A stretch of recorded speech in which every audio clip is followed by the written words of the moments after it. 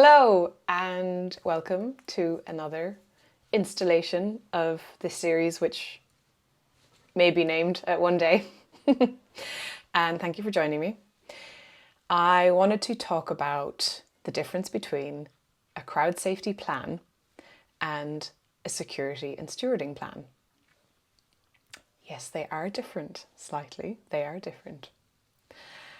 And the reason I want to talk about this is because I have noticed over, as we're evolving as an industry, I'm seeing event organizers starting to understand that bringing in an overarching crowd safety plan and then bringing in the the stewarding and security is how we improve the safety of events in its entirety. Crowd safety as a concept has only really evolved since 1989, since the Hillsborough disaster. And the reason being is the shift in how crowds were perceived happened at that time. Before that, the crowds were always blamed for the reason as causing whatever crowd disaster. And slowly, kind of up until that time, it was understood that actually crowd safety is the responsibility of those organising the event. But the sort of seismic public perception shift really anchored after Hillsborough when the Liverpool supporters boycotted the Sun newspaper because the Sun newspaper was blaming the crowd, and they boycotted the newspaper because they knew that it wasn't the crowd's fault, that it was down to many errors in safety management. And usually with crowd disasters, the root cause is a lack of safety culture, a poor safety culture in the overarching organisation, so the budget holders. So since then, the SGSA, the Sports Ground Safety Authority, was brought in to regulate sports grounds, and that really put a stop to crowd disasters in stadia in the UK since. Now we're 34 years on, and it's starting to permeate the industry that crowd safety is much more than a security and stewarding plan. Crowd safety is the event plan, in my opinion. Crowd safety is the transport services, the start and finish time of the event, the access time of the event, the lineup, the structure of the lineup, the number of food stalls available, the number of catering drink stalls available, the number of bars available, where those bars are situated, where the toilets are situated, how many toilets there are there, what the access policy and what is allowed in, what isn't allowed in, where the water refill sections are there water refill sections? So, as we can see, the crowd safety plan encompasses every single aspect of the event plan, and the security and stewarding plan carries out the event plan, carries out the crowd safety plan. They carry out the protocols, the emergency procedures, the contingency plans, what is allowed and what isn't allowed, and who is allowed into what space. Elements such as logistics and accreditation and transport, these are all of these things impact and affect crowd safety. So when we think about a crowd safety plan versus a security and stewarding plan, we can say that the security and stewarding plan is an element of the crowd safety plan. It is a critical part of the plan. And the other thing I usually say is that it is not the first layer that we put in. It is usually one of the last layers that we put in.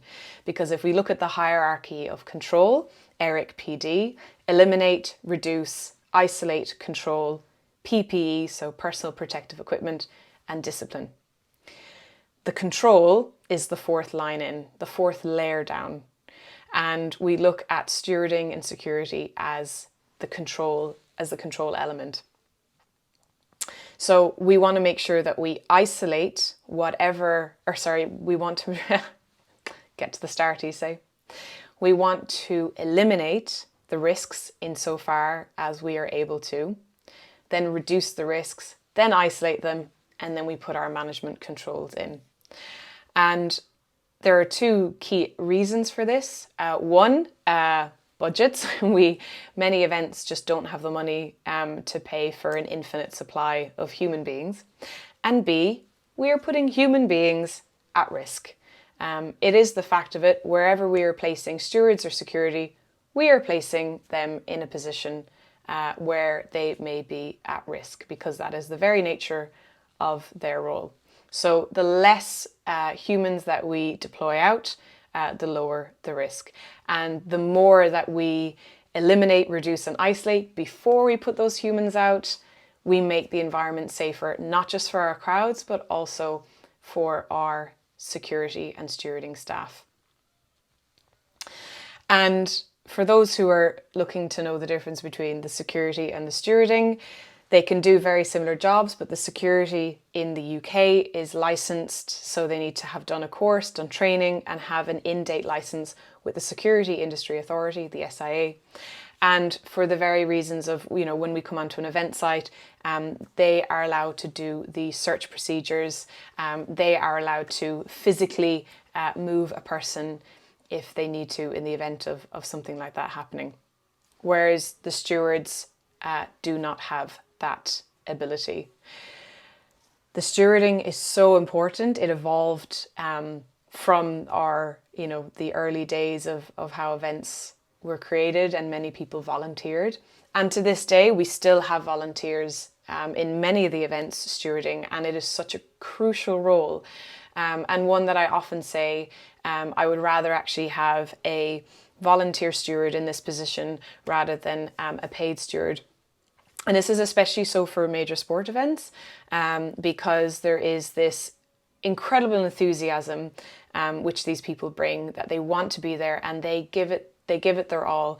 And when it comes to crowd safety, we can sometimes lean on the the licensing element of it, which is incredibly important. But the soft skills can be the soft skills, I can't even describe how important these soft skills are. Being able to, raise your voice in a really positive and chirpy way to direct the crowds into a certain direction is going to have a huge impact on the safe movement of crowds in normal and emergency operations than someone who, has their hood up and just doesn't really want to be there and, just taking taking the paycheck home. So the people who have that engaging energy really makes a difference.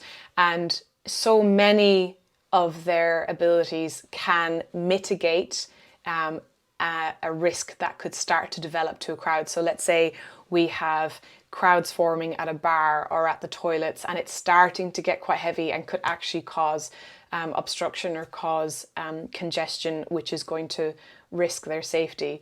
We send some of these lovely, chirpy, chatty stewards in to direct people maybe to some other toilets or to other bars. And instead of it being seen as a crowd safety role, the spectators or the audience or the crowd see it as an entertaining part of their day, just a really helpful, bunch of staff that are coming to help them. So, we want the crowd safety plan to be designed in a way that those who are coming to the event don't even have to think about their safety. They're having a really great time, and anyone who's in a high-vis vest is there to enable them to have that good time, and is a person that they can go to if they need help. So don't want to digress too much, but this is the key kind of differences that I try to explain to people when they want to know what the difference is between crowd safety and the it's kind of hard when you say it over and over again, the security and stewarding plan.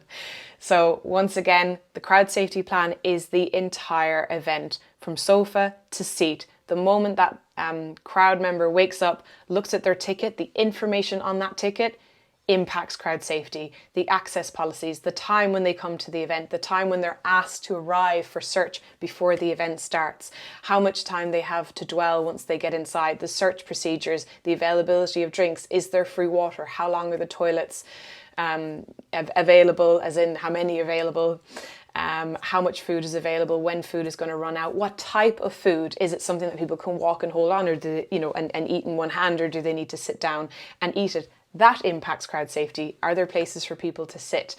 Are there places for people to rest? The security and stewarding plan is a critical layer of that crowd safety plan.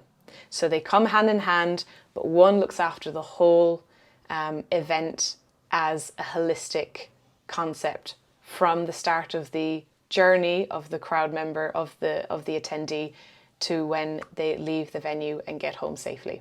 So I hope that was helpful, and catch you at the next video.